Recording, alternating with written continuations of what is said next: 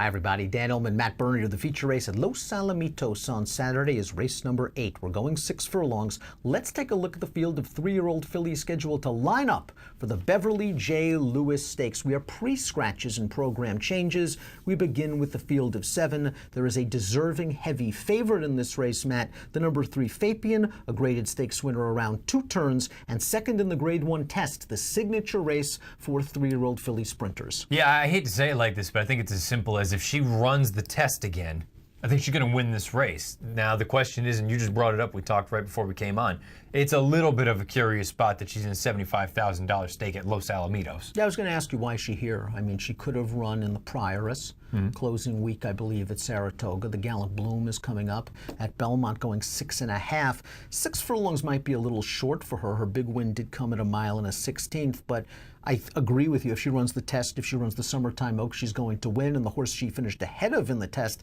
won the Prioress with a 99 buyer. Is it as simple as this is just kind of a stopgap to get to something else? But it's not like that. It's also you're running over a track that we know has stopped good horses in the past. Yeah, 100%. So it's almost, and we always say it, you treat a horse like a good horse. Yeah. Except when it's Baffer. I just trust him with whatever he throws on the track. Kind of the way that I'm looking at it, and I wonder if he's thinking longer picture here, or bigger picture, I should say. You know, does he think that this is the Breeders' Cup filly and mare sprint kind of I think horse? that's the plan. Because at this point, maybe you're just looking to get a quick fitness race into her. You still think you're better. Maybe you can get a quick payday here and then just kind of train her up too. I don't know. It is a little bit of an odd placing, but at the same time, in Baffert, I trust. I hate being down on the rail at Los Alamitos, especially going 6 furlongs. Queen Lila's stuck down there, but she's won 2 of 3 starts, and she really picked it up with the blinkers last time out.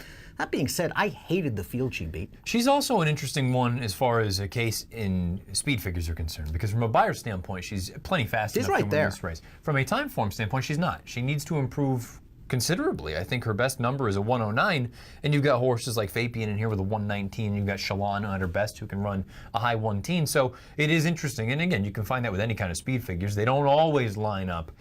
You got to make a decision what you think of Queen Lila. Simon Callahan, though, has been on absolute fire right now. He's got the leader in this division. Yes. With American Gal, Queen Lila's going to try to take down Fabian as American Gal did in the test. Shalana's the speed. I think we can safely say that. She was the speed in the test. She had to go a lot faster than she did in the Jersey Girl, and she paid the price. But I think 7 was really working against her also in the test. As the Timeform US Pace Projector indicates, she's going to be on the lead going 6. You and I kind of disagree that this is going to be one of those bunched up, turfy, favoring horses on or near the lead. Well, and I don't have a problem with saying that Shalana will make the front or Aunt Jen will be out there being forwardly placed as well. I can't envision a scenario where you've got horses like that. You've got Princess Karen in here. You've got Queen Lila down on the inside. Heck, Fabian's got a little bit of early tactical speed. I just can't imagine it favoring anyone that's on the front. I think they're going to be going an honest clip. I would just think that Peter Miller would have her in here and let her roll. Go. I know she came to hand so nicely in that Jersey Girl 2 starts back, but that was because the favorite kind of just got held in the gate. There was no other speed, and no one went. She went 47-3. We know that she can rate on the lead, but I think she's more effective over this track by going. Here's a completely kind of oddball statement, or thought anyway. You go back 3 starts back when she won over a wet, fast, sealed track that was supposed to be on the turf course going down the hill. And then she got a race where she really kind of ran a turf race at Belmont Park in that spot where she kicked home and she finished full of run.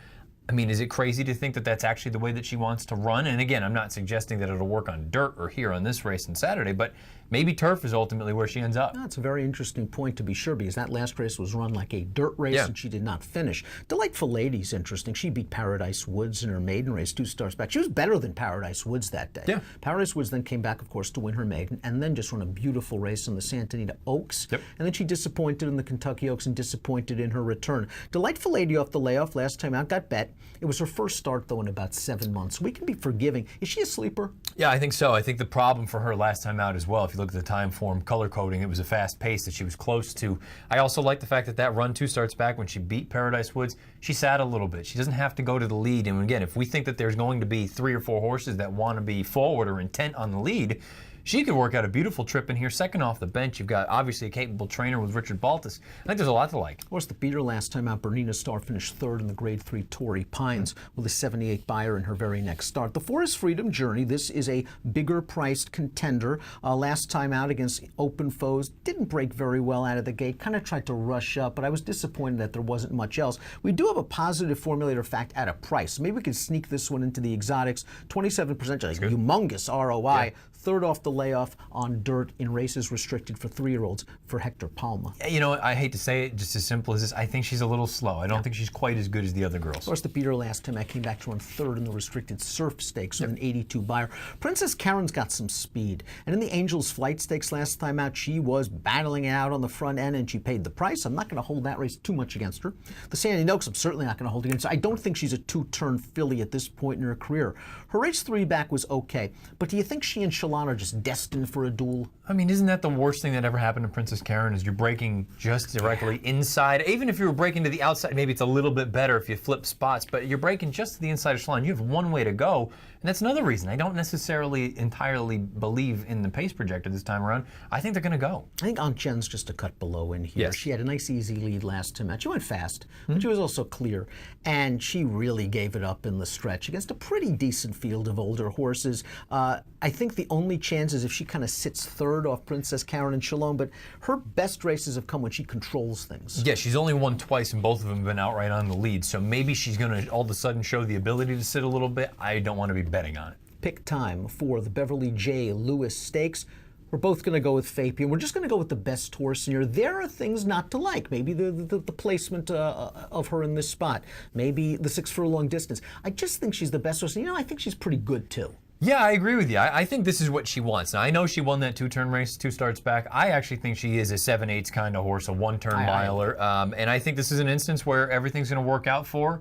It is a bit of a curious placement, no question about that, but I just think she's better than these horses. She'll get through it. She'll get a good trip, and hopefully on to bigger and better things. 3, 2, 1, and 6 for Matt, 3, 1 for me.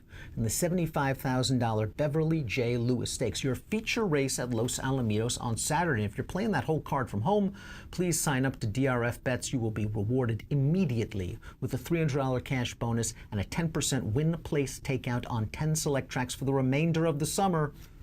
Time's ticking. Learn more at drf.com/take10 and the approximate post time for the Beverly J. Lewis is 5:28 Pacific. Good luck.